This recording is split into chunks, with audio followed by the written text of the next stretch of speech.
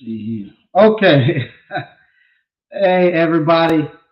Okay, we're live. Let me get set up. I want to uh, thank everybody for this. Won't come waiting for me to come in a little late. I had an actual one of my good friends. He actually passed away, and they had a viewing tonight, and I had to go back home to actually do the viewing. And I got caught up talking to friends and family and stuff, and getting back. So I'm running a little bit behind. I apologize, but it was great to be back home and talk to everybody and spend some time there with my family and friends. And now I'm back. So I apologize for that. I'm gonna get things set up a little bit. I'm not gonna be here too long because it's a little late, and I have to come here and kind of get everything set up. So let me get everything here kind of set up, and we'll get going. Man, it's been a great week. It's been a great month. Believe it or not, this month has been really good. This month, I'm starting to get back into the swing of things with we're actually doing service calls. I do service calls now Tuesday, Wednesday, and Thursday, and I'm getting back into the swing of things, and it's going great. Where I'm out there doing the calls, I'm loving it now. Man, I'm loving it. To get out there and to fix stuff is challenging. I'm out here meeting, seeing a lot of my old customers. It's funny, I hadn't been out there in so long, and I'm popping up, and my customers they're surprised to see me, and we're having a lot of great conversations. I'm seeing their kids now are growing up and grown, and they're asking about my kids. Is Every day is fun when I pop up, and the customers are surprised to see me from time to time popping up at their houses and stuff. But it's been really great. I'm really enjoying it, and it's actually allowed me to get back in shape. I'm actually starting to lose a little weight and get a little bit more energy and being a little bit more flexible now that I'm out here doing it. But those that don't know, I'm Mike Snee, owner and founder, one of the founders of Appliance Bootcamp. Jake and I have done this together, started it, and that's kind of what I'm going to be talking about tonight.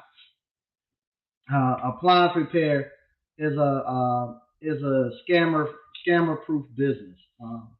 And like I say, a lot of times when I talk about what's going on, I want to throw a little bit in it for my friend that passed away also, because that's still heavy on my mind. We used to talk about every other week, and he was so proud and of what I was doing, and he had seen the transition because we both had worked at Nortel as engineers uh, uh, prior to me getting laid off, and then he got laid off. And unfortunately, he was never able to bounce back from that. And I'll come talk about that a little later tonight. He was never able to bounce back and get his life really back on track from there. That was the glory days of his life, working at Nortel as an engineer, and he never seemed to get back on track after that. But I, on the other hand, uh, after leaving engineering and going to do what I done, that has now it became the rearview mirror and has been very small. And he could have done the same thing. He had the potential to just do things greater than I have done. So we're gonna get into that a little later too. Okay, so here we go. Uh, Appliance repair is a scammer-proof business. The last uh, the, the last year, I'll be honest with you, the last year doing this YouTube stuff and course creation and being part of what I don't know what we call it, but I'm gonna say the YouTube entrepreneurship platform. Being on here, uh, I have started to realize that very few people in this actual in this actual genre of YouTube, especially African American, and also YouTube too, are really business owners. Most of them are motivational speakers, where they're coming to you all, motivating you all to actually to live a lifestyle that they're able to live based upon you all watching their content and buying into the aspiration of that you all going to live a life that they are portraying in front of you on YouTube. So most of them are not real entrepreneurs. From what I've finding out, this is what I'm starting to find out. But you all are the real deal entrepreneurs, because appliance repair is a business that you can't be a scammer, because regardless of what, when you show up to that customer house and their refrigerator, their range, their washer, their dryer, it's broken. There ain't no scamming. It's broken, and they are expecting you to fix it when you get there or before you leave. They're expecting you to be able to fix it. So there's no way that you can use this wordsmith and give all these big words and tell what you think and this and that. They don't care. Customers don't care about that. They want you to have their stuff repaired and fixed. And from there, if you've repaired and fixed it, then they will give you money in return. So this business, a lot of people get away and don't want to do the physical businesses. A lot of people don't like to do the physical business, especially something like this where it's measurable. Where if you can't fix it, I don't care what you say. There's nothing you can tell me as they say, cap and tell me you can fix it because it's broken. We can see it right there that it's broken. There's nothing you can do with it to tell me that. And so this right here is a business that produces. You have to produce the results. You're not going to be able to lie to anybody and tell them that you can fix this. You're not going to be able to lie to anybody and tell them that your business is doing well when it's not doing well, because they're indicators that now that you all are in appliance repair, y'all know when somebody's saying something is not true in appliance repair. Now that you've been in it, you know when somebody's saying something that they're just not there because you now have been out there running service calls, and this is the reason why I love appliance repair, because appliance repair, if you go out here and if you're not doing things the right way, you're gonna have to move.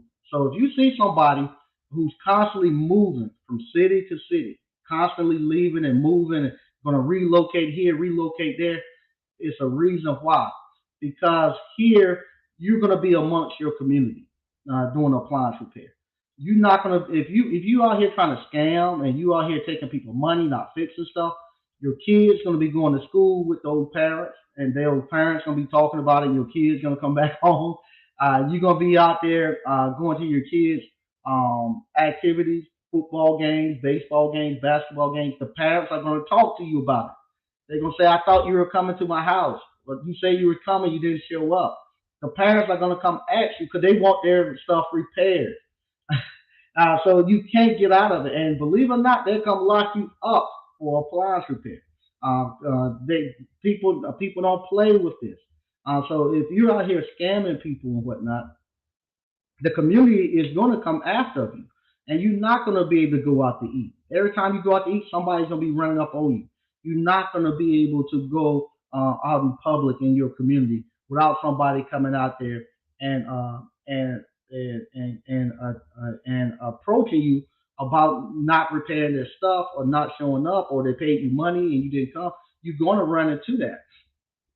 So this is the business right here that eliminates a lot of the scammers. It don't take long before them to actually get out there and people realize that you're not able to repair.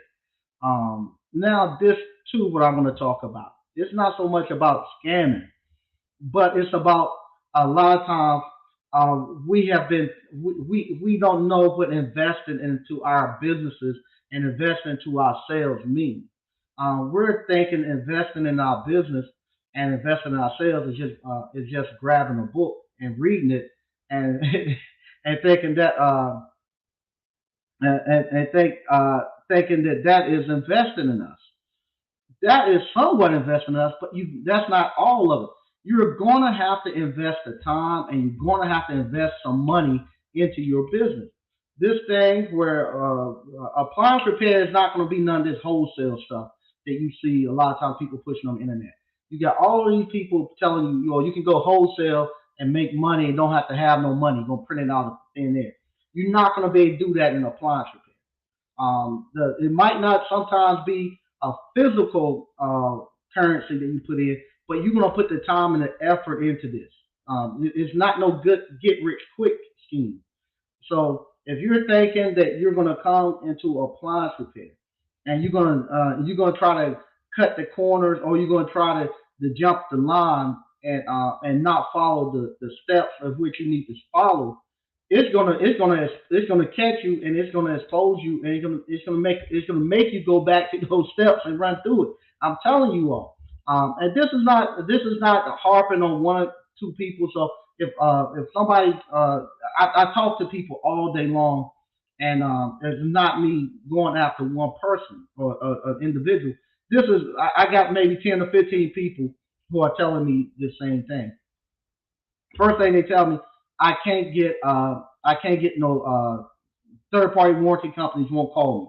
Nobody's calling me to do any work. I don't put my stuff out to everybody. Now I'm thinking, okay, uh, third party warranties right now, they everywhere they calling everywhere to the point where I don't told some people don't even call me no more. I don't block their number because I just don't have the capacity to do it and whatnot.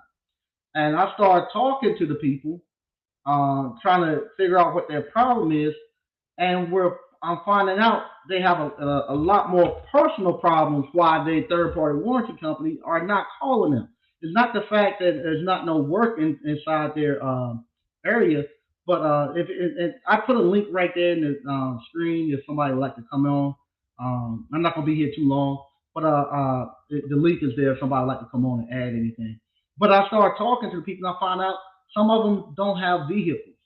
So if you don't have vehicles, uh, they are now they can't take a picture in front of the vehicle with the third party warranty company. They can't get the insurance the third party warranty companies come because they don't have driver's license.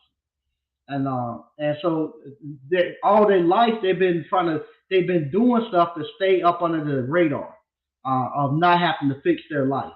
So what they've done, they just drove with no driver's license. I've done it too, back in the days too. And I'm telling you, this appliance repair is gonna make an honest person out of it. It's gonna make a man out of it. I've done the same thing too. Drivers didn't have no driver's license, but kept driving, getting stopped, and weren't thinking about fixing it.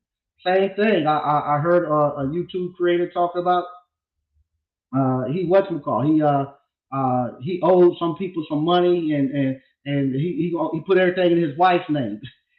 You can't do that and be no businessman, especially no man. You ain't gonna be putting all your stuff in your wife's name.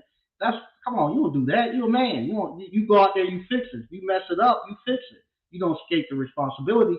But I was doing that. Didn't have no driver's license, and I go there and I calm my mom into letting me buy a car in her name, and I make the payments. Just all that stupid stuff. I've done that. But appliance repair is going to make you clean that shit up. You're gonna, in order for you to go get these contracts, in order for you to do your business, you're going to have to clean it up. You're not going to be able to be that person who's lying and conniving, just trying to escape the system. You're not going to be able to do that. You're going to have to go there and get your license straight. You're going to have to go there and and get yourself on a budget and get it so that you can get insurance. You're going to have to go whatever problem you got where you can't have bank, if it's child support and all. You're going to have to go get that because you're going to have a way to collect money. You're not going to be able to keep running and trying to live off the grid. You're not going to be able to do that and run a business, a legit business. So that's the stuff that people are coming in and having problems with. I know people saying, "Well, I can't get the third party warranty companies, so now I'm going to run and start trying to do CODs." Okay, if you got the ability and the capacity, the mental capacity, and the skill set to go do the CODs, go right ahead. But there's another component that goes into doing CODs. You got to have the cash flow.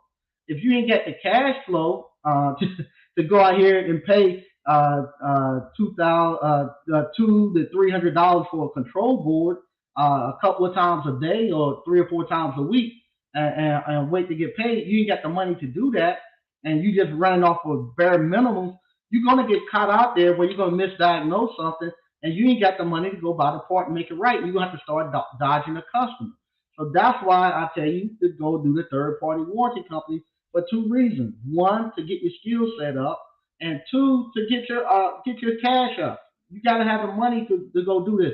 You don't want to be playing those games broke, going out doing COD work. It's gonna catch you, and when it catch you, it's gonna be bad. Like I say, if you don't want to be out here trying to learn this business, learning how to run a business broke. You don't want to do that. You because a business will eat every penny you got. It's worse than any crack smoker. A business will eat it up, and you won't be able to tell where it went to. I want you to learn how to run a business and learn how to repair the appliances while you got somebody constantly feeding you service calls, so you don't have to advertise. They're constantly sending you parts, and you got to take no money out your pocket. And on top of that, if they have your back in case you get stumped and you need if you break something accidentally, the third party warranty company will send the part, and if need be, they'll replace the machine for the customer. So you want to do that with those that you have. You want to do that. Learn the business and the trade while you have those safety nets up on you. Now, some people say, well, that's why you can go work for somebody, and you go work for somebody, you have the same thing. But a lot of you all are at the point in your lives where you can't afford to go work for somebody for 2 to 3 years making 15, 20, $30 an hour. You need to get out here and make money because you got kids going to college, you got retirement, you got all this stuff coming up that you all need to make money and pay for. So you can't just go out here and go take a job making 25, making 20, 25, $30 an hour. You're gonna have to go out here and you gotta run your business. And majority of you all are coming from places where there's no wealth. And so you gotta go grab that wealth while it's available right now. Right now is one of the best times ever to be doing what we're doing in appliance repair. We gotta take advantage of this. I don't know how long it's gonna be like this. Right now, the money that's coming through this appliance repair industry is crazy. And not just appliance repair, the whole skilled trade industry. The money that's coming through it is just crazy. It's like you can, and if you came into appliance repair right now, and just got going and just put your head down and just worked up on appliance repair, getting and worked on just getting to the point where you can do 3 to 5 jobs a day and do them efficiently. If you've done that, and then you in the next 3 to 4 years, you have collectively made over $1 million probably. In a small town where I'm at right now, the money that's coming through here is ridiculous. Um, I just want let me see. Let me see. Just this week, I look at what I got this week. Just give me a second. Maybe I can share a screen with you. Let me pull something up. Just show you all. Just yeah, I'll share this screen with you real quick. Let me see how I can make this bigger so you all can see.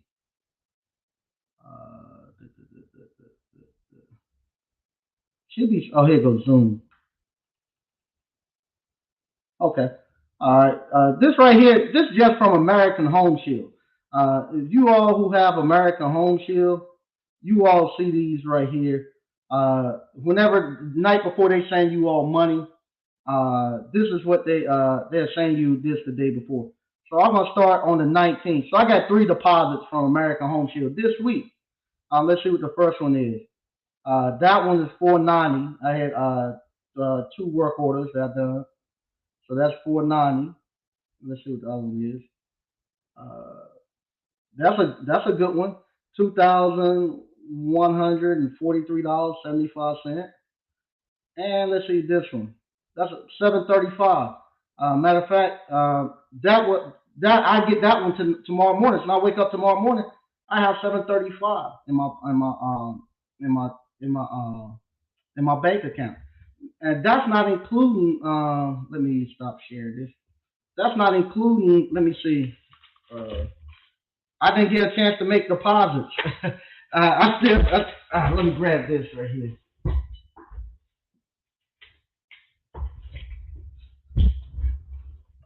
I didn't get a chance to make deposits. So let's see how much we got here in the checks. I didn't even know this. Oh wow. I got two. This one right here is 235. This is 85. This is another 85.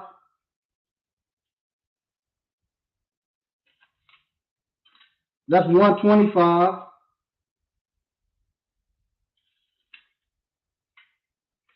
222. Here goes a nice 319. This is a good one. 615 and 1300.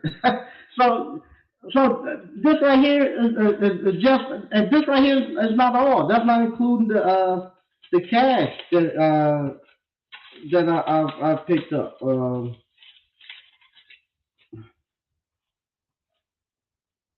That's not, that's not including the cash that has to go in there. So this is what I'm saying. This appliance repair is kicking off a lot of money. A lot of money. It's enough money for you all to get in and to do all the stuff that people are telling you to do. It's enough money for you to get out. And if you keep your head down, you're gonna wake up in about 6 months.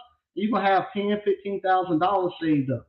In the end of the year, you have 25, 30,000 saved up, and then you can go buy a piece of property. You'd be surprised. You can go buy a piece of property. You can then buy you some land, and you ain't got to do it all at one time. All you have to do is just buy a little bit at a time. Buy a little bit at a time, and come and do it like Monopoly.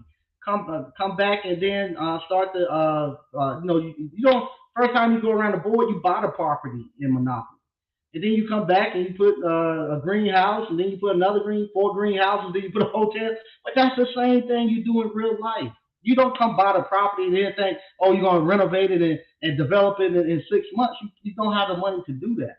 It's the tortoise and the hare. Steady win the race. Just get out here and just purchase it. Then come around as your money build back up. Go do a little bit more. You don't have to rush it. And you're gonna look up and you're gonna be wealthy. You're gonna look up and you're gonna have money to do all this stuff that these YouTubers that's on YouTube that's lying to you about what they try to do. You're gonna be able to do it, and you're gonna be able to surpass them. I'm telling you. I'm telling you. Honestly, I'm telling you.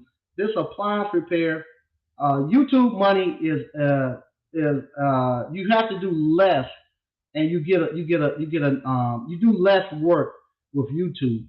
Um, I'll be honest, you do less work for YouTube, and you have a probability of getting a larger payout. You get larger payouts. But that YouTube money is like a songwriter, is like a rapper, it's like an artist or somebody playing the NBA. You got to constantly keep having hit records in YouTube.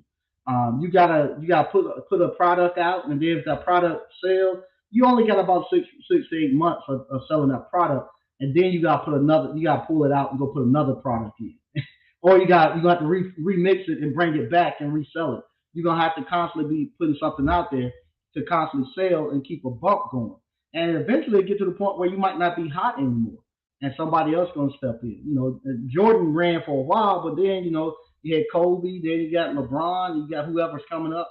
So the same thing happened here in YouTube. Eventually, gonna get to the point where you no longer have it, and because those people on YouTube uh, they get the money and they go put the money in foolish stuff and depreciating assets and just thinking the money is always going to be there, and they don't want to have a delayed gratification, and they want to put the hard work into building something that's sustainable, that's going to give them cash every day, something that's going to be around, that's going to hold its value. They don't want to do that because there's no glamour in that. There's no glamour in buying these distressed properties. That don't look fun. It look bad. And you got to go out there and fix them up yourself.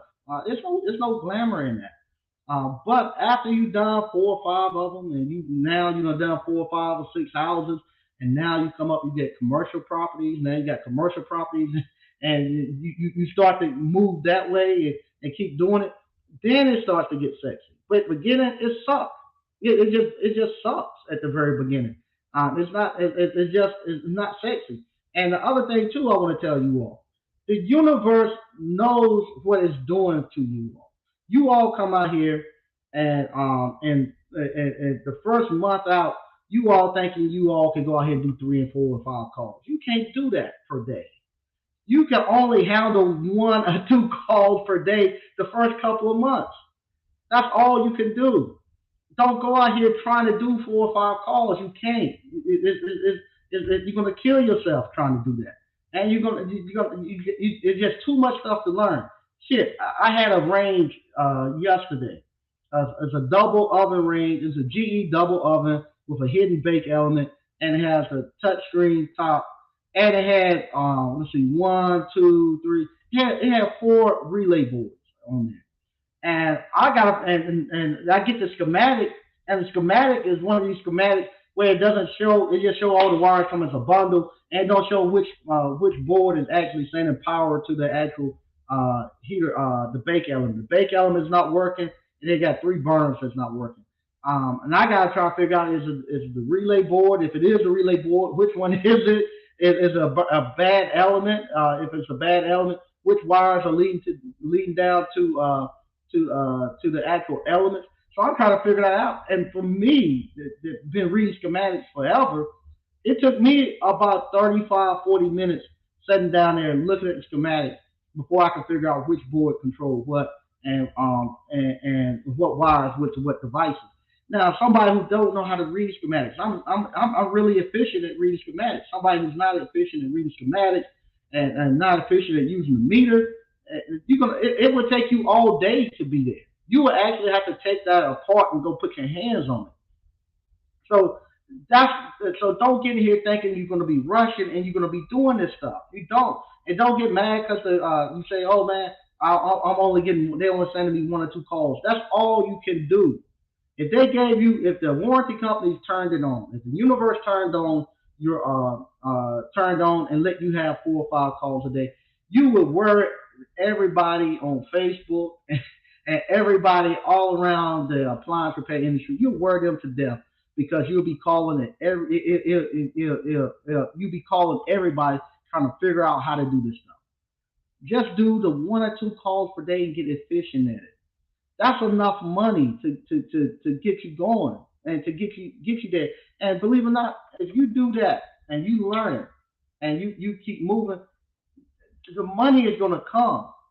Some of you all say, "Well, I need the money now. I need the money now." You just learned about appliance repair less than 2 years ago. So for 30, 40 years of your life, you've been living the way you've been living, not making $500 a day. So what you have to do, you have to stop looking at everybody else saying how much money they making or how much they're getting. You got to focus on you and let you and remind yourself and be okay that you're going to be there in a short period of time. You're not going to be able to get there right now. Stop focusing on that and focus on learning the trade. And you're going to get there, and you're going to do good. You're going to do good. You'll do well. But you're going to have to get to the place where you can't be rushing. You can't be rushing. What they say. Uh, uh, Hastiness creates folly or something like that. When the fools rush in, wise men dare to avenge. Stop trying to rush into this thing. Take your time and learn it. And then you might find out. And stop trying to get here thinking that you don't have the capital to. Some of you all don't have the capital to don't have the capital to buy the blue book. If you ain't got the money to buy the blue book, stay away from CODs. If you can't afford to buy this right here, stay away from CODs.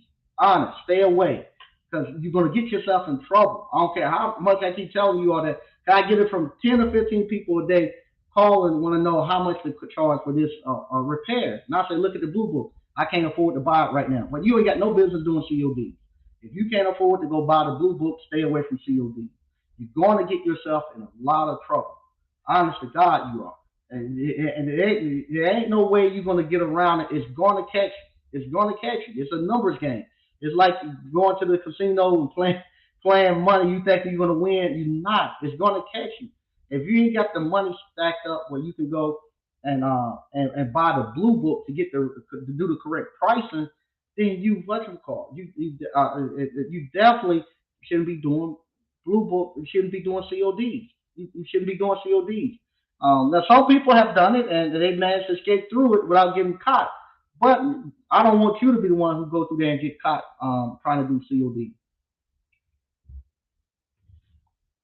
And now what I'm going to talk about real quick is my buddy that passed away for the 15, 16 years. Yeah, for about 15 years. We talked about twice a week, and he just loved to see the stuff that I was doing. He wanted to get into it. He wanted to get into it. And I kept telling him, man, I can show you how to do it. You can do it. No, he wanted to do he wanted to do stuff.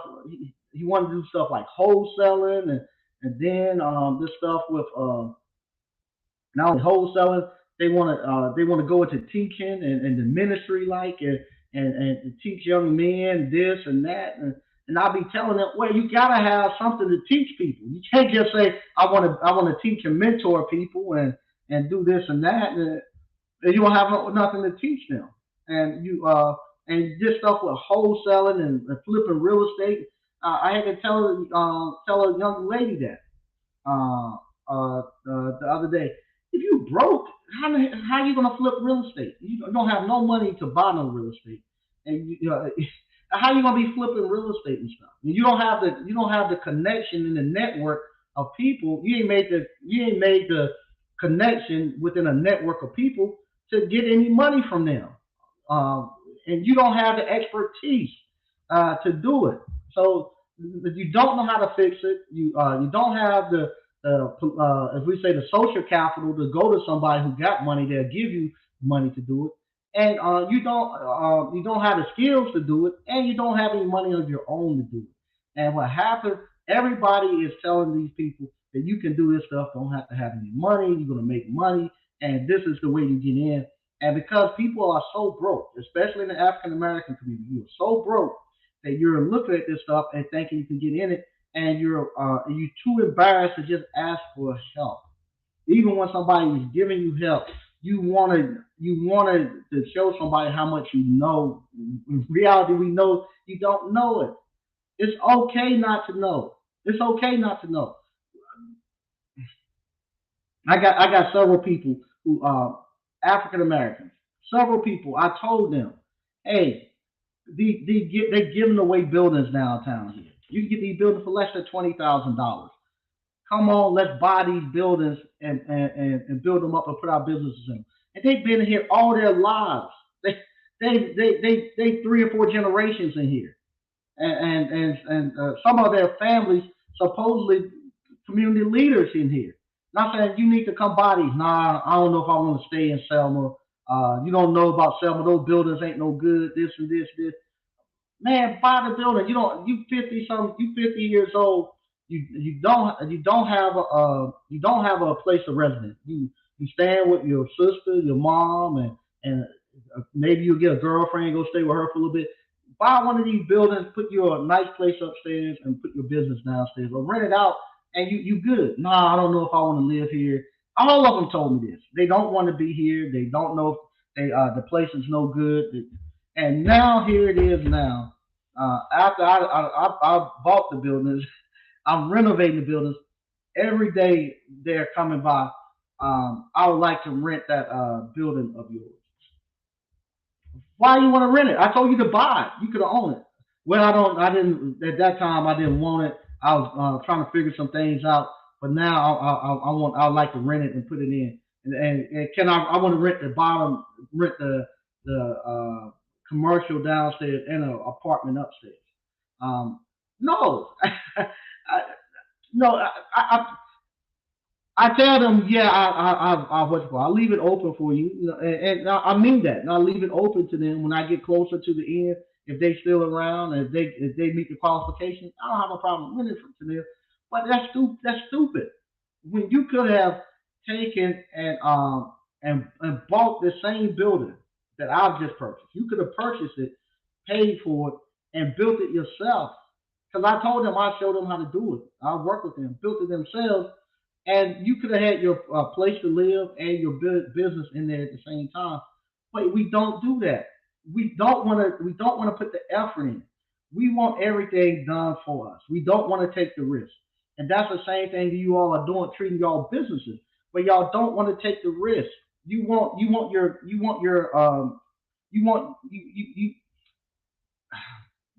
want your classmates and them to take the risk. You want them to go out there. Some of you all want to work for your classmates. You don't want to put the risk in there. You just want to take the easy way out. You gotta get out here, and you're gonna have to take some risk and invest in yourself. And invest in yourself, you're gonna have to put your money out there. You think I like putting my taking all my money and throwing it out there and having it set out there on that lot and can't go out there. I would love to go out there and just take all the cash. If I had kept all the cash that I had put into these houses, into these buildings, purchasing buildings, renovating them. If I had kept all that cash, how great would that look in my account if I pull my account up and just show you all, hey, look at all this cash and stuff that I got there. That would look good to do that. But I have to start thinking like wealthy people think. Wealthy people think I'm not going to get any money from money sitting into that bank account. It's not going to get anything. So if I had say for instance probably right at a little more of a million if all the stuff that I got. So if I had that sitting there, you get less than half a percent on your less than half percent of what we call from the bank.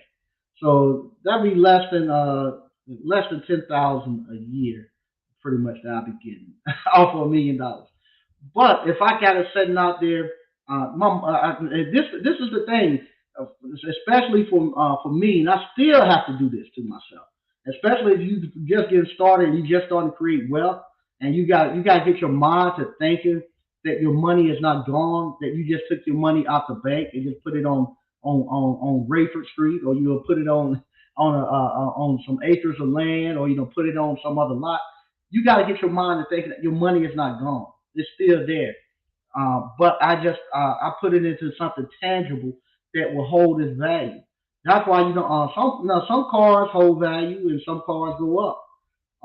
But if you think that you're gonna go out here and put your money into a bunch of cars, you're destroying it because it's not accumulating.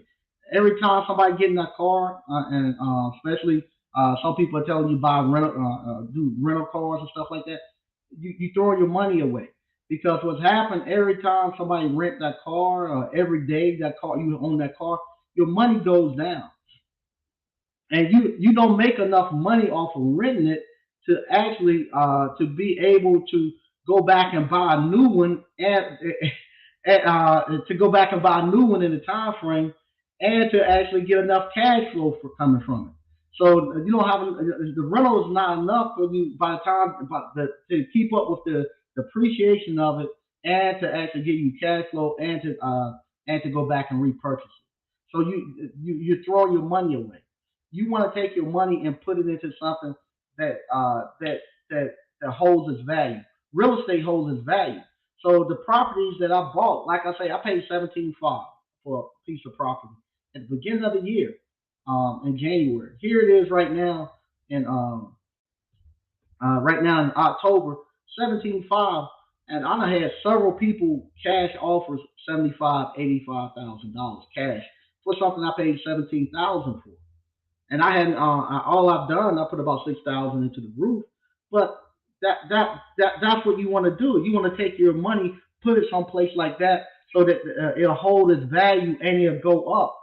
And then I can take more money. I can take the more money and put it in there. The more money I put into my real estate, I'm not losing that money. As I put money back into the real estate, what's happening? The real estate is going up. And then once I get them completed, my whatever money I put in there. So when I get it completed, I have about 200,000 I'll be able to put into my building. So I thought I put 200,000, it'll be worth about 400, maybe 500,000 at that time. So with that, I can get what I get. It's about 3,000. I get about 3,000 per month off of it. It's about 3,000 square feet, and right now we're getting close to about a dollar per square foot. So with that, I'm gonna be getting about 3,000 per month off of it. Now from there, I can I still got my $500,000 worth of money in that property, and it's giving me about 3,000 per month from there.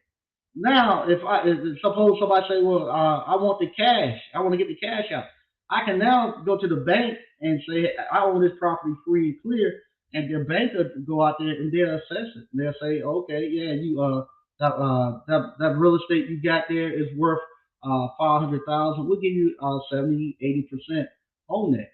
And I can pull the cash out and go do what I want to do with it and make monthly payments on it. Or I just keep it there and just keep collecting my money. My money hasn't went anywhere. So that's the stuff that you have to get your mindset. But what happens, we want something that we can touch and that's shiny that we like. We like to go buy cars. We like to go have all these cars here that ain't worth nothing. They ain't worth nothing. They ain't worth nothing. I threw away about 20 some $1,000 in less than 2 minutes trying to get a race car going. It made it into a brick. It just went. And I said, dang, gone it. I just threw it away. It just threw it away and you done with it. And I could have took that money and I could have went out and bought me an acre of land back home and put a trailer on there.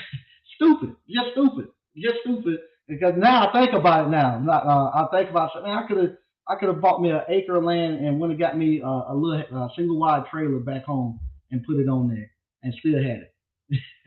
But you start to think about stuff like that now. You know, you get in your system, but that's the stuff. That's the stuff we have to get past. And like I said, I'll fall for it. It's because it's been put in our head for so long. Everybody falls for it. Everybody wants it. Everybody wants to do these things. But we gotta go ahead and start creating wealth. And like I said, my man, he passed away. He never got back from being an engineer. Sometimes we would talk, and he would tell me about product numbers and products that he knew. He still remember the product numbers, the managers that managed it, the SKUs. He knew the logins to get, from way back then when we were engineers. He constantly talked about that stuff, but he never got back to living that life again. Unfortunately, he just then two things going to happen to you. One, Father Time is going to catch all of us. Father Time caught him, so his age caught him. So now you can't go to corporate America. Once you start hitting close to 50, corporate America start closing the doors on you. They know you ain't got for like 10, 15 years to work. So they starting to close it. You ain't getting back in. If you come in at a very low salary. So he couldn't go back to corporate America.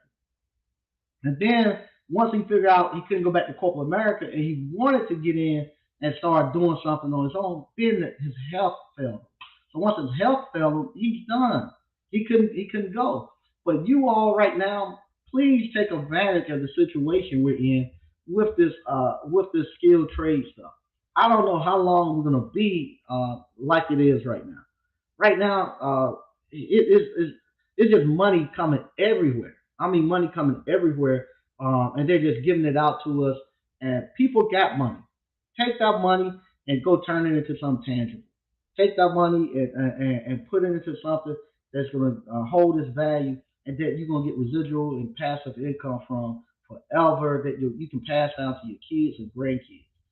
That's the stuff we got to do. That's the stuff we got to do. All right, I'm going to read. a couple of stuff we have in the chat, and then I'm gonna get out of here. And like I, a lot of people now starting to come on, and I guess they're trying to follow the format, and I'm glad they are following the format of Appliance Bootcamp. I'm glad because we need to get more entrepreneurs out here. For now, people are telling you you need to have a business. So a lot of people now are trying to put you and find a business that they can actually give you to actually get out here and get you going. And I think a lot of it has to come from you all out showing improvement. They ain't gonna be ignore you all too much longer because you all got the proof and you all are the ones watching their content and showing up in their chats and stuff. Y'all asking intelligent questions. But now people are starting to say, you can't just take my course and don't have a business. It's crazy for me to teach you business and you don't have a business to apply it to. That's like going to college and you say you're going to get an MBA, knowing you got nowhere to go plug that MBA into. That's why I teach you business. I give you a business to plug into, to actually take and put those concepts against. You got a business where you can actually plug it in and get the concepts. And once you learn one business is universal. You can then open and close just about any business. After that, you know, we were talking to my friend Howard the other day about the franchise. He got a plumbing company now going good. So he like both of us said, once you get the fundamentals of how business run, you can run just about any business. He can run just about any restaurant. He knows the basic fundamentals of a restaurant, and so that's the way it is. Once you learn that one business, you'll be able to do any business going forward. But I gotta get you one business to actually get it going. And for me to come up here and just talk and give y'all just give y'all information and knowledge. Everybody say knowledge and giving you the dropping gems and stuff. But I don't give you the wisdom where I tell you how to actually take it and apply it to your life so you can get those results. It's useless. It's useless. It sounds good and it's good for talking around family reunions and cookouts, but until you can go there and apply it, it's useless.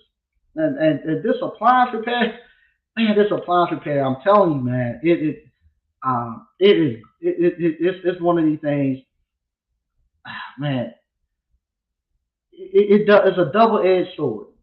It make you it make among some people you be the best thing since sliced bread.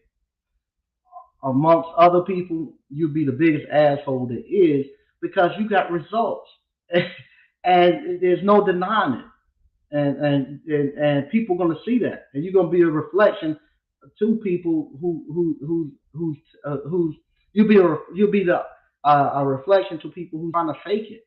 You all be their reflection, and they're not going to want to be around you because you're going to be the real thing, and everybody's going to know you. And keep doing this appliance repair for about 5 years, 5 to 10 years in your community. Everybody will know you, from your mayor all the way. Everybody's going to know you. Everybody's going to know you. And not just in your town, in the whole area. In the whole area, everybody know who you are. Real bit. Hey, Mike and fam, taking care of some other family business detour all live, all next live piece. Okay, thanks, man. I did too. I had some stuff to do. All right, this is going to be a good one. Yeah, thanks. Hey, what's up, Paul Brown? What's up, BK from the Rockies? Uh, Status, what's up? All right, Status says, what's good, ABC? Untamed Kango said, evening. Shimano Five Lines, salute to Grandmaster Mike and ABC family. Hey, my apps. Hey, Mike and ABC family. Hey, what's going on? Mike, people got to have morals when doing business. If you don't have any, the community won't do business with you. Uh, some I take that back. So yes, you definitely will. In a business like this, you better have some morals. People not going to do business with you. Unfortunately, in YouTube uh, and motivational speaking and stuff like that, and with entertainment, it don't the morals goes out the window with that because people don't care. To be honest with you, the reason why people care with this right here because people are spending their money and they got a way to measure their results. If I pay that like like I got a check here for $1,300 and one for $615. So if they don't pay me $1,300 and their appliance is not working, they feel so they know that it's not working because they don't and they don't pay me their money. They got a problem. So now they want to come talk to me. Now, if I buy a course from you and I pay you $1,300 and I'm not getting the results, I take the course and I make the course be 5 or 6 months long, or make it be 8 months. Tell you this course right here is going to take you 8 months to do it. You're gonna have to be really intense. You're gonna have to be studying, and I'm gonna keep piling stuff on top of it. So 8 months now, but if you don't buy it now, and 3 weeks later, it's gonna be 10 months long, and you're gonna be behind. So now you go buy the course and you get going. Most people ain't got the wherewithal to stay with no course for no 10 months, no 8 months. Can't do it hardly a weekend here. So I know they ain't doing it that long there. So what happened? They get going and then they falter out. First thing they ask them, did you complete the course? No, I didn't. Well, it's your fault. You need to go complete the course. They don't have the time and the motivation to do it. I have the same thing here with something that's a weekend. Take them a weekend to do. They won't do it. They too sorry to look at the videos, and most of the time they ain't paid for it. Most of the time the girlfriend or bought it for them, trying to get the people motivated, and they too sorry to even look at it. Now, so I know those people having the same issue. They buy it and they don't do it. So if they don't do it, who cares? They say, hey, you didn't finish it, and the person say, well, I didn't have a chance to finish it. I go back one day later and finish. They don't even go bug the person about it. So they don't care. They'll keep buying it. And what happened because they haven't had a chance to actually they'll have no way to apply that information that they're getting from that person. What they what they do, they all they're getting is motivational speaking and again it's like dropping gems, I guess. So somebody say, well, that person really he give a lot of great advice for business wise. So most people don't know business. Most people, well, especially in our community, nobody builds no business. So we won't have nothing to judge it by. We just take a good talk game and they talking about business that they're actual business on. We don't have no way that we can't go grab their product.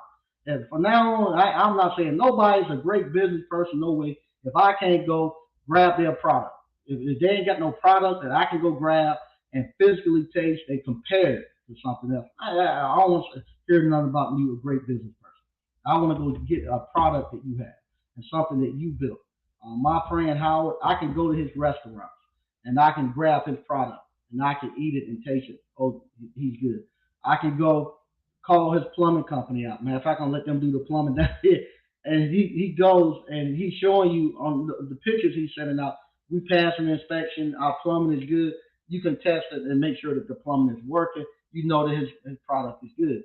You all, I can call you all to my house. I have even sent work to a lot of people around here, and the customers have said, yeah, they're good, and y'all completing the job and getting paid. People are coming back to you all. So that's how I know y'all are good business people. But if somebody on YouTube and we don't never they make all this money, but they ain't got no place for us to come there and and see their greatness. We don't get to see any businesses, buildings that they don't put together. No training place. You got people who've been selling content on YouTube for 15 years, and they have not built a training center for you yet, and have not met face to face. Probably would not. They probably have not met face to face with not one person that had bought the course. Have met them face to face. So here, where I'm at, y'all know where I'm at. Y'all stop in all the time, and you can see me here where I'm actually building it. You can see where we built it. We've done what we said we are gonna do. We built it, and you can see where I'm at. If you got a problem, you know I'm here.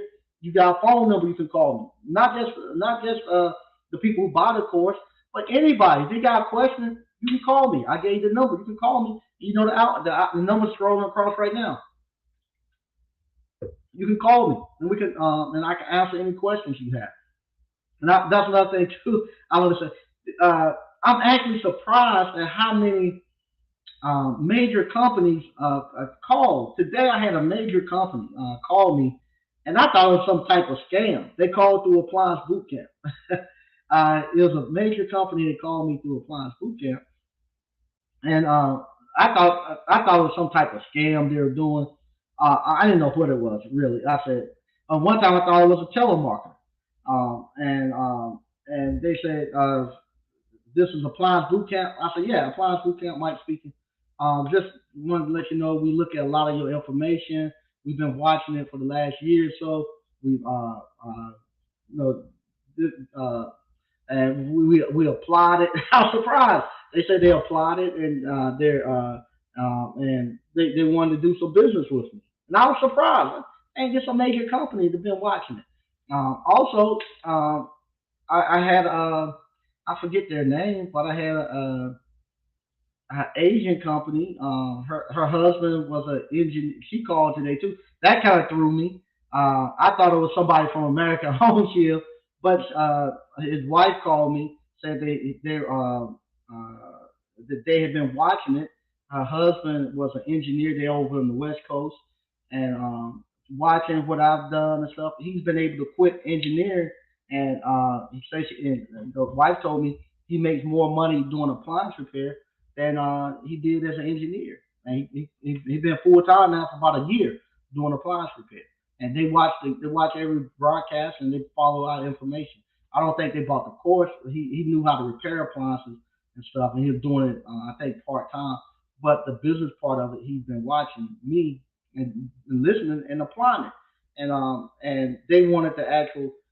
He wanted to get the actual formulas for the for that spreadsheet I had the other day. So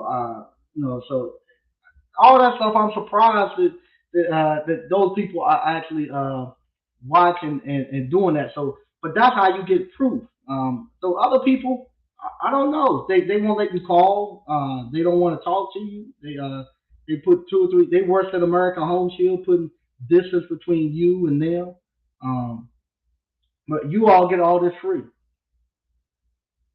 All right. Man, this field will make you honest for sure. Yeah, 89 about the funk. It definitely will. Mike, I feel like I need a new tool every time I get a new work order. I know it will make the money back. Trying to fix a washer without hose, clamp, pliers costs so much time. I got to get right to. Yeah, you will. You will. You'll start to invest in getting everything you need. Mike Campbell, hey, what's going on? BK from Rockies. I've noticed that some customers act surprised when they follow up, call me about appliances that still don't work. It's like they expect me to dodge and avoid them. I like hello. Yeah, it is. Be honest, if you get there and it don't work, and they call you back, if you stick with it, they will respect you. It's when you dodge them that they have problems. 89 man, I got this week 7 tickets from warranty company. The last 3 days is nuts out here. Yeah, it is. Yeah, yeah, it's crazy. Um, hey, now AHS is blowing me up. I took off work tomorrow to run a few calls. Hey, yeah, man, this is the thing that I'm running into. Uh, I don't have time to do all the work. I don't have time to do all the work. And what's happening now, I have people who want me to do stuff for them, and I have to tell them I can't do it. I'll refer you to somebody who can, and they're saying, well, I'll just wait for you. People think that we don't have work to do. Um, Next week, if I have, in order for me to get to your house, I actually have to put you on the schedule and make you there.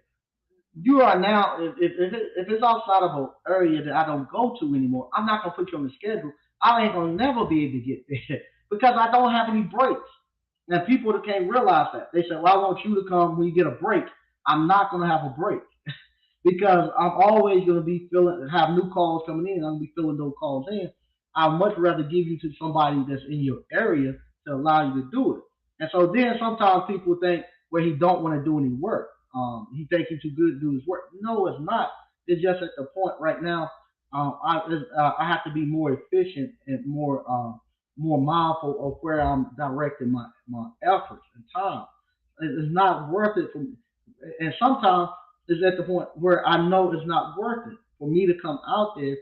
The price that I have to charge you, you're not going to be able to pay the price for me to come out there. And sometimes they don't realize that. Now it's becoming a price thing where I'd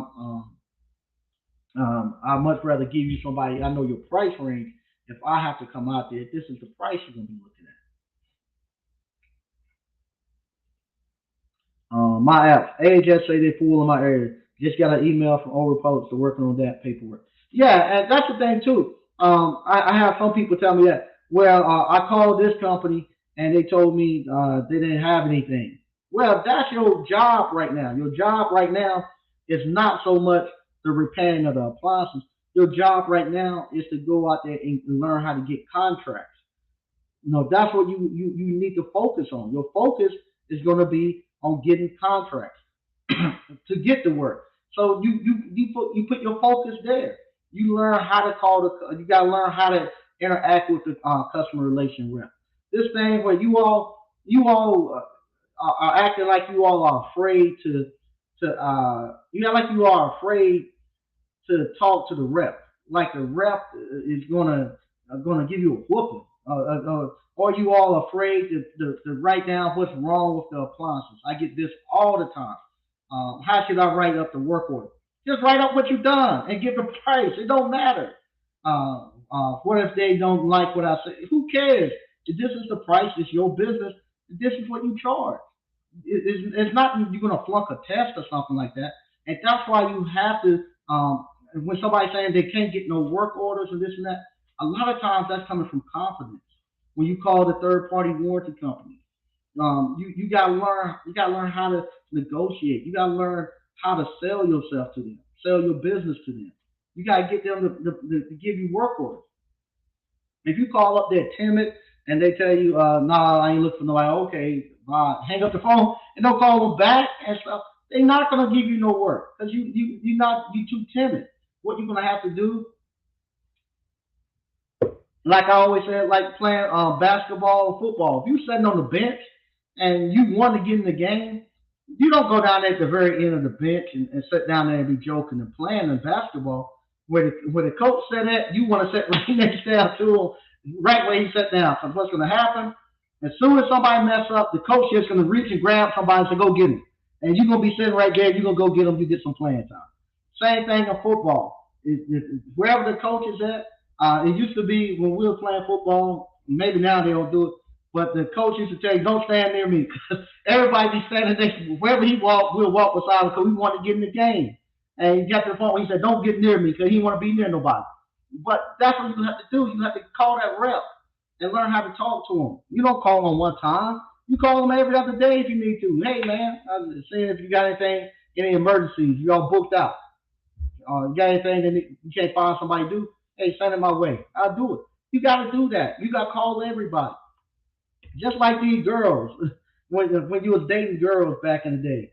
If she tell you no, you didn't leave her alone. You talked to her every day. Every other day, you had a time frame that you called and just to check in. And you got to do the same thing with these reps. So that'll be your job. If they tell you no, your job is to actually go out here and get somebody. They networking.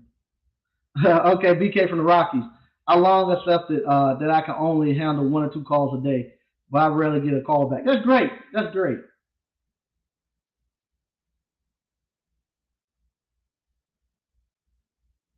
Okay. Uh, there you go. Yeah, that's 89 Dr. Funk. Say he's going behind some of the serious tech, getting second opinions and transfer. Yeah, if we're starting off, a lot of times you're going to get those. Greg B. Learn the trade and the money will follow. That's true. That is true. Learn that trade and the money will come. The money is coming. But a lot of times what happens, we're in such we behind the eight ball to start with. That's all we can focus on the money, the money, the money. The money is gonna come in here. Slick. I promise y'all, I can contest to this teaching. Yeah, it's the truth. It's the truth. All right, they networking. Everybody telling you, yeah, Red B, that's true. Yeah, the money's coming. Thing is, Mike, I remember last year when you did the open house in September. Tommy told Mr. Fayetteville, told Mr. Fayetteville is saturated. He didn't lie. Very few third party warranty Have accepted new vendors, struggling but holding on. Okay, Fayetteville, Jesus, you should be able to get something down in Fayetteville, Thanos. I tell you what, reach out to me, Thanos, and we what you call, reach out to me, and next week I'll walk with you through, and we'll get you, we're gonna get you. I go with you personally through it. Fayetteville, you should be getting some calls down there. Yeah, it's a lot of work down in Fayetteville. 'Cause they call me all the time and want me to go to Spring Lake and places like that. I don't go. So what you do, call me this weekend, and we'll sit down a time next week, and we'll go through it together, and we'll get you some work. Thanos, I'm focusing on fridge and dryers. One master, I'll pick two others. Okay, there you go. Yeah, we'll go through it together personally, and I'll get you where you need to be at.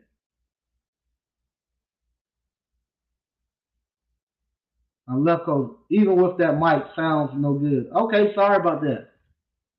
It's on. Mike Campbell, are you able to schedule morning calls? Okay, they networking. How soon can I book for the online hands event? We got one November the 19th. So if you sign up, you can get into that one now. I think we got one or two slots left. So if you buy, you can come November the 19th in about 3 weeks. They networking.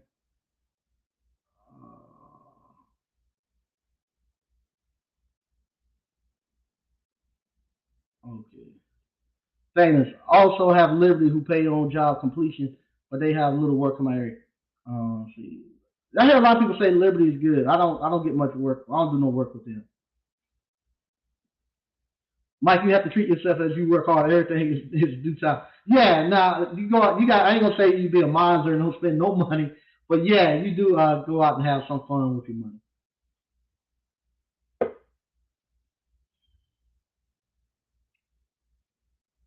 Okay, my app said Liberty Home Guards like getting candy for Piata in my area. If you are quick and sleep with phone on your email, you can get it. Okay. Uh, lab hand today. Today, I want to put in 5 years automated and get out. Uh, yeah, I don't know if it's that easy. You can automate it with your calls and stuff. Like me, my call volume is automated, so I don't have to go out here and search for no calls. But the thing that the biggest thing that's going to get you is getting technicians to go out there and repair it. That's the hardest thing to do. Getting you technicians. Right now, you're gonna have to be fighting with HVAC, plumbing, electrical, welding. All the skilled trades are hurting. I mean, hurting bad for skilled trade workers. And so you're gonna have to be fighting for all the people who want to do skilled trades. You gotta be fighting for them. And not only that, you gotta be fighting with the college people. Want people to come in there and get student loan debt. So they start from kindergarten all the way through 12th grade, indoctrinating them to go to college and stay away from skilled trades. You have to fight with basketball, rapping, and all that. So that's gonna be your hardest problem. You have plenty of work. Getting work ain't gonna be no problem. Once you get out here and you start doing it, and you start devoting your time to it, getting work ain't gonna be no problem. The problem is gonna be getting somebody completed. Uh, There you go, Slick. So I went on a call for a property manager the other day, and it ended up being his cousin. If I didn't fix it, I would have heard. I would have heard about it forever. Yep, that's the truth.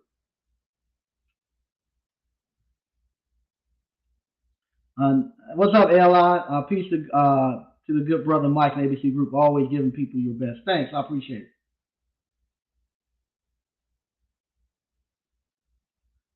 Slick. I spoke to a solar company about my property, and the owner of the company knew the property I brought. He told me that my property is too valuable. He told me his property is too valuable for that, and I should develop it. That's good, man. That's good stuff. Maurice James, build up your COD customers to have a sustainable business because warranty companies will cut your cable with no warning over stupid stuff.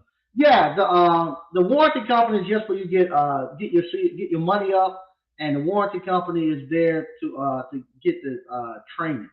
After that, you want to eventually move over to COD or a good mix. We used to say back in the days is 80/20, doing 80% COD, 20% warranty, or 70/30, 70% COD, 30% warranty. You don't want to get much less than 70% COD. So that way, if the third party warranty company cuts you off, you still good. You can still survive.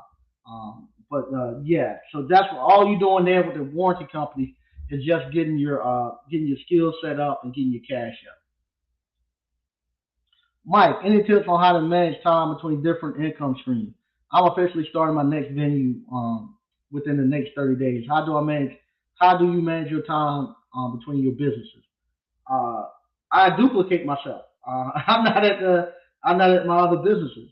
So what I do, I don't have to be at my other businesses running them. I have other people running them. So that's how I have time to do stuff. If you think you're gonna run an appliance repair business full time, then have another full time business going at the same time, then you're gonna be doing both of them.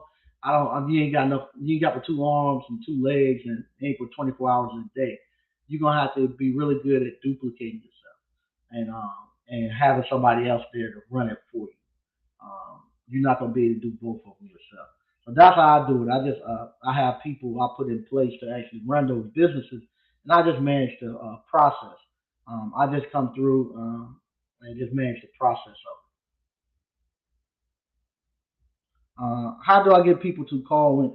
How do I get people to call in? I get plenty of views, but not many calls. What are you talking about, Gaza dude?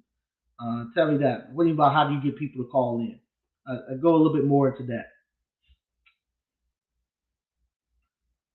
What are the prospects like in ATL? I'll be moving. ATL's ATL's ATL is a what's it called? As a gold mine, I think ATL, Atlanta, any place is good. It's no, everywhere you go, they're gonna have a refrigerator, a washer, a dryer, a dishwasher, microwave. Just think of all those people in that small area. You got a huge population. You don't need but you all you need is just one zip code, maybe two zip codes in some place like Atlanta. If you're a one man shop, you don't have to be traveling a lot of one or two zip codes. You're good. I'm in Clayton, and honestly, all I need is just two neighborhoods, and I'm good. All right, all right, thanks. They will do. Um, yeah, yeah, that text can be an issue. Automated. I like appliance repair. It's like Jay Z. You get to being a businessman and talent. You can depend on yourself. Yep. COD stand for cash on delivery. I mean, you go to somebody's house and they pay you. They pay you directly. Google. Okay. Yes, sir. I have a Google list and can have over 500 views, but only a small percentage turn into actual work. Okay. With that, you got to look at your sales copy. See what are you actually um, putting out there for the customer. So how can I say this? All right. Say for instance, if you want, when I had a store, while I was selling, when I had a store and I was selling used appliances, there I had to use words like cheap, easy payment plan, no money down, 30 days same as cash, uh, uh, cheapest in town, stuff like that. Because I was going for a low end customer who didn't have much money, and that's the stuff they wanted to hear. Those were the key words that they wanted to actually hear that'll make them buy. And then when they called, what I would do is, and I had my furniture store and my used appliance store. When customers called in, I didn't want to be on the phone talking to them, giving them a long, giving them a very detailed stuff of what we had. I had to make it as an impulse buy. So when they called, there's like, I saw you had an ad for for a washer. Do you still have? Man, we got. I just got a shipload in yesterday. They flying out, man. If you want one, you need to come down here. What kind are it? We got all kinds. If you want to come get one now, I don't know if it'll be here tomorrow. But you just come here and take a look. People buying them. So if I was to send you a picture, it probably wouldn't be here when you got here. You need to just come down here and take a look. And I just say, and I would tell them too. I was like, tell me what time you coming, and I'll set up an appointment. I'll meet you there. But they're moving fast. I just got them in, and you know they're getting hard. They're getting harder to find, and people been waiting on them. So I only got a few left. So then it make it more of an impulse. They say, damn, I gotta get there quick. They moving quick. I'm gonna go buy one. So they'll come buy it then. And once they got there, it was just a quick, easy sale. And they just want something cheap and whatnot. Now, with my appliance repair business, my appliance repair, I'm going to middle and upper class people. So with that, they don't care nothing about cheap and easy payment, cheapest in town. If you the cheapest in town, they don't want to come to you. They don't want you. So there, in my appliance repair business, my sales copy, I gotta talk about workmanship, talk about how you're gonna protect their floors. You talk about your warranty program. You talk about how you're gonna. They want to know your payment plan, what methods of payments you have. They're gonna want to know reviews. They're gonna they're gonna they want to know, do you work on high end appliances? So you want to put the stuff like the decor, thermador, stuff like that on there. Um, you want to let's see what else you're gonna put on there to get them to buy. The other thing you want to do, you want to educate them on stuff too. So with them, you're gonna do a lot more talking. You're gonna tell them how the process is gonna go. You tell them, okay, what you do if you click on this link, you schedule your appointment. You choose your time and date. Once you choose your time and date, you get an email confirming your time and date. We'll call you 30 minutes prior to we get there. We put on booties. You do all those things to make people feel comfortable, allow you to come in their home, and you make it easy for them to schedule. If they most of the time, I find out if they got to pick up the phone and call, and you don't have somebody there to pick up the phone right then and there and to make the appointment, they're not going to call back. They just going a lot of times they won't even leave a message. They're going to move over to the next person. I would suggest if you're getting all those people coming through your site, you're getting about how many is that in a month? You're getting 500 views, so that's pretty good. You need to have an easy button where they can hit and schedule right then and there. So you want to make it so when they there on your site, then you don't want them to have to leave your site to schedule. You want them to be able to click right there and schedule right then and there, and you get out. And that's the way I do mine. These new people, they don't call. My daughters and them, they don't call and talk on the phone. They text. So not many people want to be calling nowadays. They want to just hit the phone and just they just want to hit a button and schedule right then and there. And go. And that's what you want to do when they come to your site.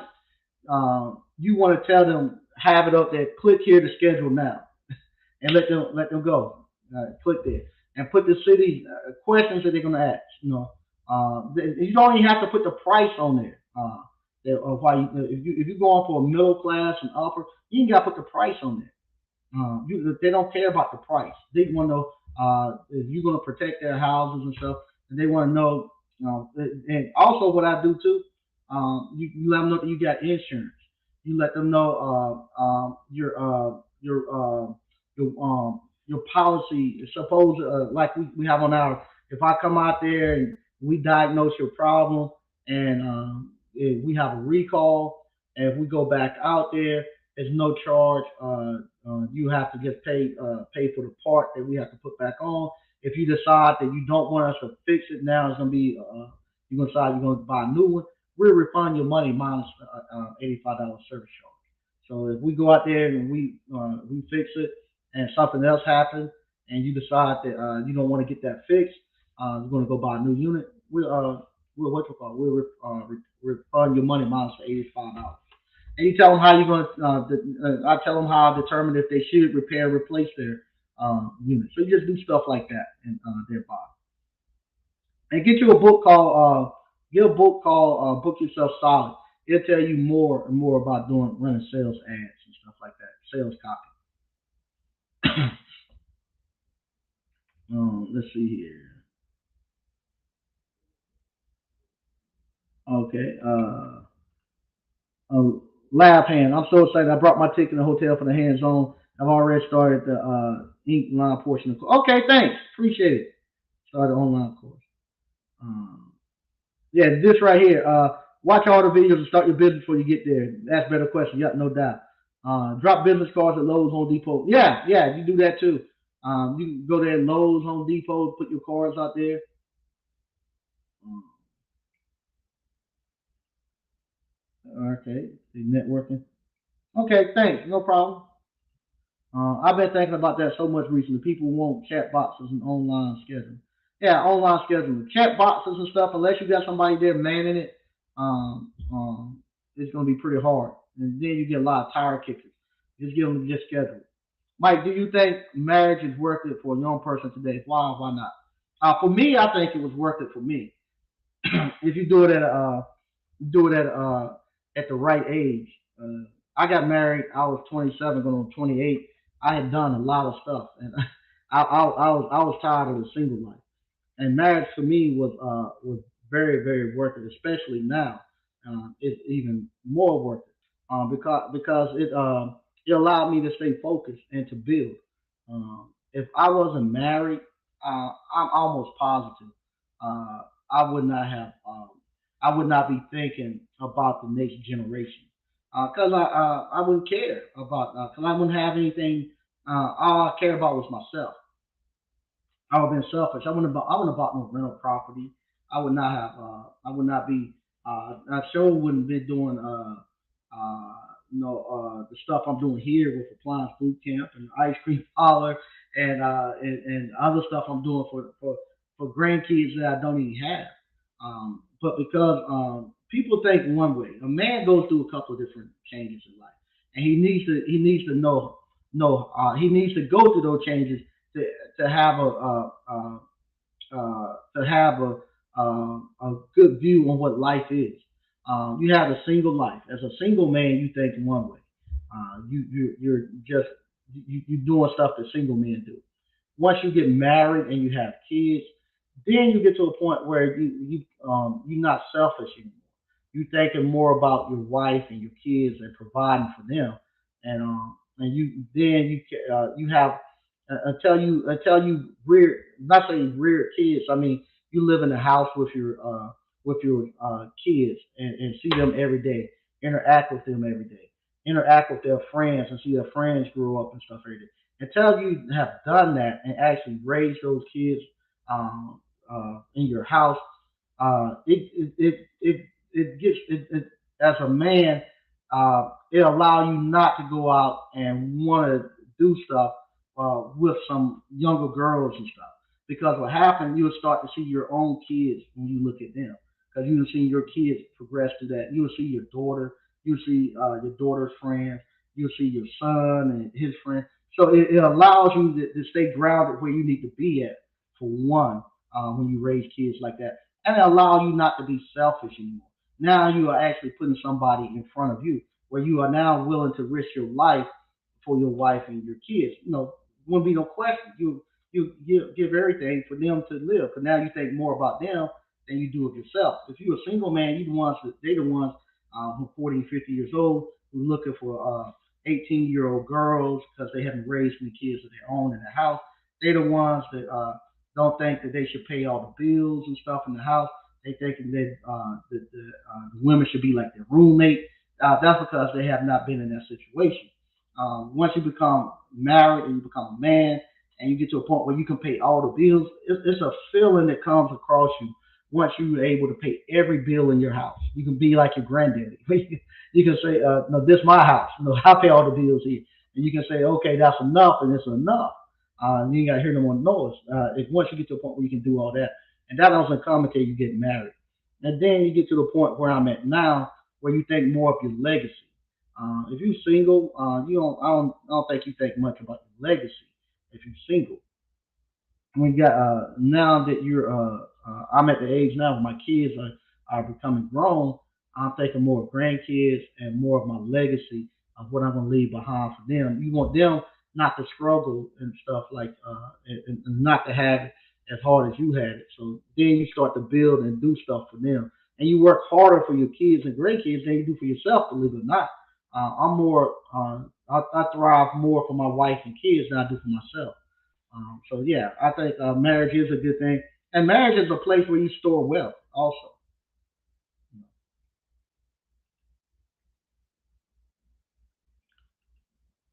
okay.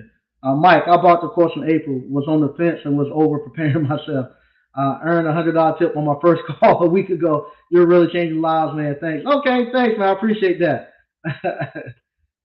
I appreciate it. That's good stuff. I want to use this to learn more trades and create more skills for myself. You will. You will. Thanos got married at 31. Best thing I've done past 21, past September 21 years solid. There you go. Great stuff. Yep. I got 20 years in. Yep. You find yourself. Slick is right. Married with children either will structure your life or it will bend it off. Yep. All right. What's up, Mark Coltrane? All right.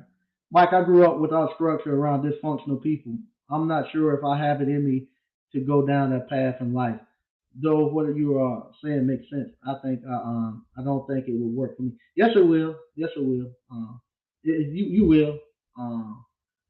You will. Believe it or not, you will. You just gotta get around the right people.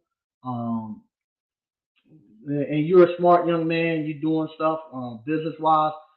You're gonna be around a lot more entrepreneurs, a lot more successful people, and you're gonna find out that those people most of the time have successful marriages and successful spouses. And you're gonna be okay.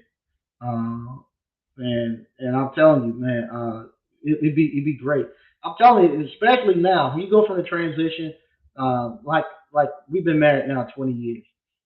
So we went from the transition of where you just rearing kids. All you care about is everybody just looking at the kids, getting the kids ready, this and that.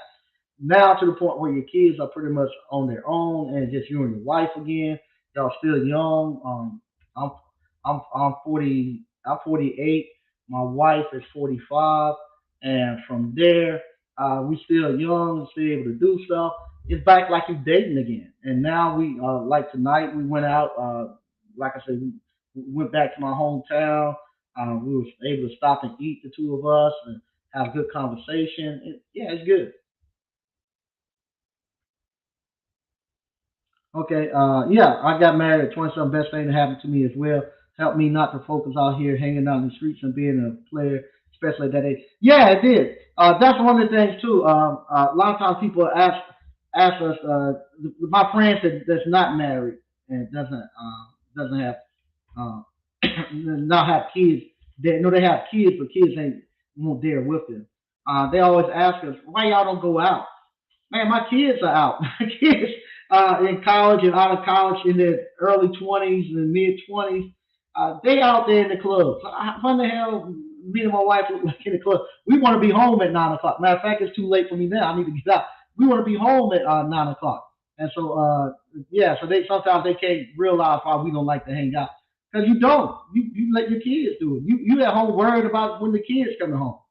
Uh, Not currently married, but I want to use this business to pay off me and my girl student loans to get married. Okay, good work. Slick said, "This my house will give you about 3 days of peace. Everybody in the house, man." Yep. Hey, Mr. O, you either going to get married or deal with a healthy woman or be in the streets and be with women who are for everybody. Choose wisely. Yep. Gonzo, what is a good way to manage calls? I rig square appointments in order to take my payments and schedule my calls. I use Appointment Quest to actually online scheduler, but there are plenty of them out there now. Work is have a way to schedule them. Also online. Some people use Google Calendar. There's so many things. You need to get somebody to build your website if you're not that handy, and just have them put an online scheduler on there. And every call that you get, you schedule it online on that calendar so it'll be up to date. So get somebody to do your website and put have them put an online schedule in it. Bought one of those flashlights immediately after you showed us to find that leak. Okay.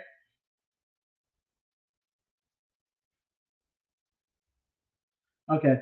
Well, I just looked. It's a quarter to 12. We talking about marriage. I want to stay married, so I'm gonna get ready to get out of here. I want to thank everybody for watching. Sorry I came a little late, but like I said, I went back home. I had to pay my last respects to a good friend of mine. I'm gonna miss him, man. I'm gonna miss him. Like I said, we talk every other week, and like he got more enjoyment out of watching my progression and what I was doing. Than doing it himself. And and and I'm telling you, man, I wish he could have. He's like the second or third person that have passed that I wish would have just listened and just done the things that I was telling them to do, so they could have got back and enjoyed life where I'm at right now. They could have had some of it too. Um, so once again, I want to thank everybody for tuning in, and I'll be back on Monday. Thank y'all again, and I'll talk to you later.